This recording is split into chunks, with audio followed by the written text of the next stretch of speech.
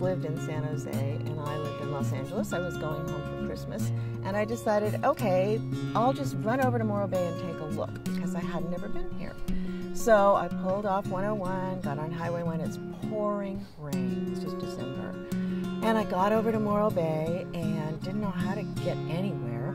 So I got off the freeway on San Jacinto, which is a street that leads to a view of the rock when you get to the beach.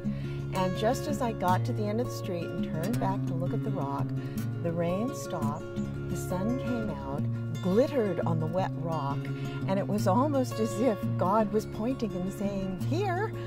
And a year later, I lived here, had a job, had a house, and I have never looked back. It was absolutely the best decision I ever made.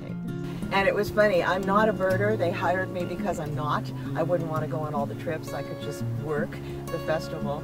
And at one of the welcoming speeches that I gave, I mentioned that I actually liked flamingos.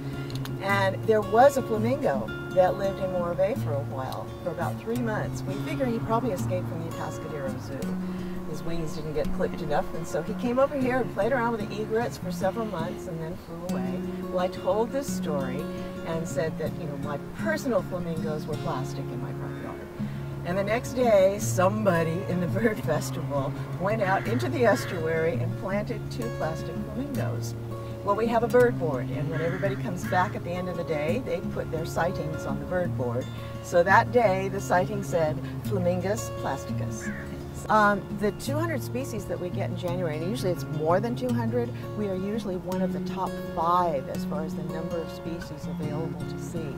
So a lot of people will come here just to add to their bird list. So that's a wonderful thing too. Oh, we can hear the birds.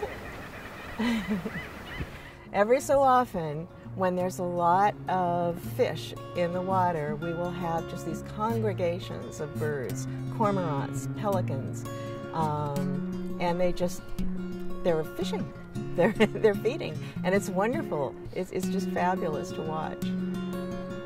My favorite thing about the marine life is watching the otters.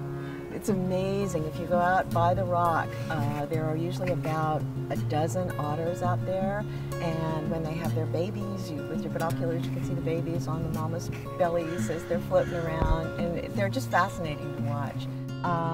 Just the fact that you can walk out of your house, walk down to the beach, see all this wildlife, appreciate this